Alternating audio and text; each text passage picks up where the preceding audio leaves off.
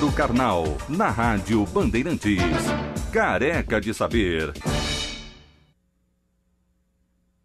Professor Carnal, boa tarde, bem-vindo. Boa tarde, bem-vindo a você. Eu que estou sendo bem-vindo hoje, é verdade.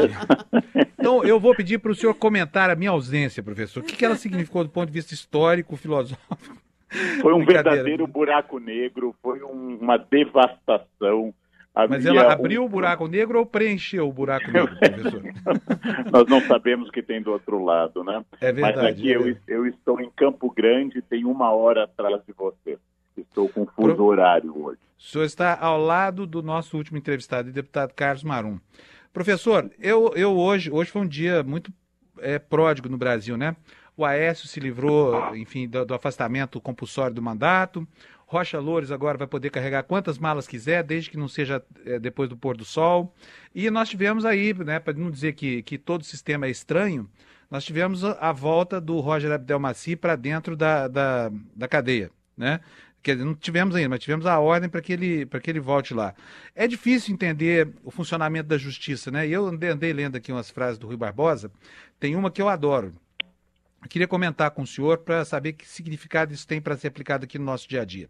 De tanto ver triunfar as nulidades, de tanto ver prosperar a desonra, de tanto ver crescer a injustiça, de tanto ver agigantarem-se os poderes das mãos dos maus, o homem chega a desanimar-se da virtude, a rir-se da honra e a ter vergonha de ser honesto. O que isso diz para o senhor, professor Carnal? Essa frase, esse quadro estava no escritório de direito do meu pai, que gostava muito de Rui Barbosa. Eu escrevi agora há pouco sobre a oração aos moços que ele fez aqui em São Paulo, que ele não fez, mas que ele escreveu aqui em São Paulo. Eu acho que o público tem que saber que a justiça foi feita para proteger as pessoas. Então, a justiça tem muitos caminhos para que as pessoas possam recorrer, para que as pessoas possam enfrentar arbitrariedade. Como a gente não tem acesso aos processos, como a gente não tem acesso ao debate, como nós só lemos a manchete, Aécio volta, o médico retorna para a prisão, nós ficamos sempre só com a ponta desse iceberg e tomando decisões sem conhecer os fatos.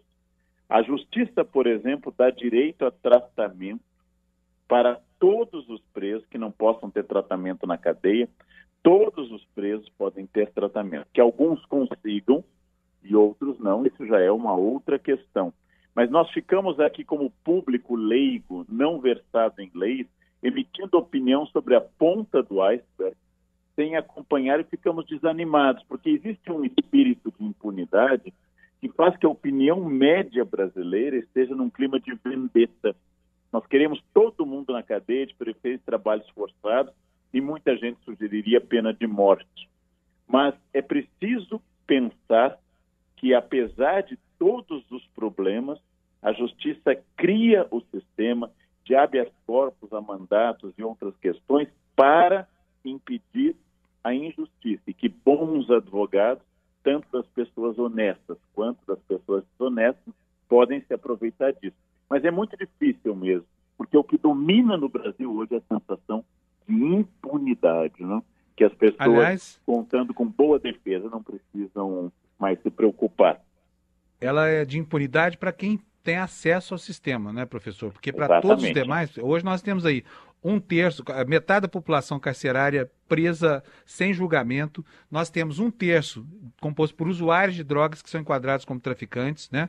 Isso chega a 70% no caso das mulheres, e não há o que tira essa gente da cadeia, né? Agora, os nossos figurões aí do colarinho branco entram, saem na hora que bem querem. Exatamente, porque eles têm acesso e dinheiro a bons advogados que fazem valer a lei, e fazem valer uma lei cujo objetivo é a proteção do indivíduo, enquanto que a maioria da população carcerária de origem pobre não tem acesso a isso. Então, essa é uma questão não tanto de atacar quem tem acesso, mas garantir que mais gente tenha acesso a bons recursos jurídicos.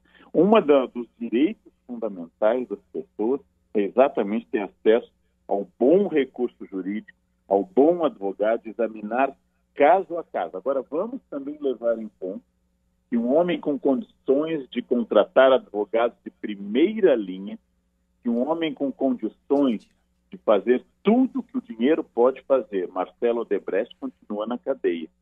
Vamos também levar em conta que figuras importantes estão na cadeia como Cunha. Não é um oba-oba de quem tem dinheiro apenas. Acho que isso é um pouco fantasia.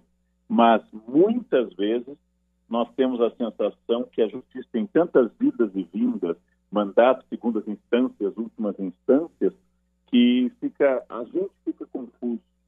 A gente fica confuso. E um juiz derruba a decisão do outro, e um plenário derruba a decisão de um juiz, e assim por diante. As provas contra Aécio, por exemplo, levaram a ser afastado do Senado.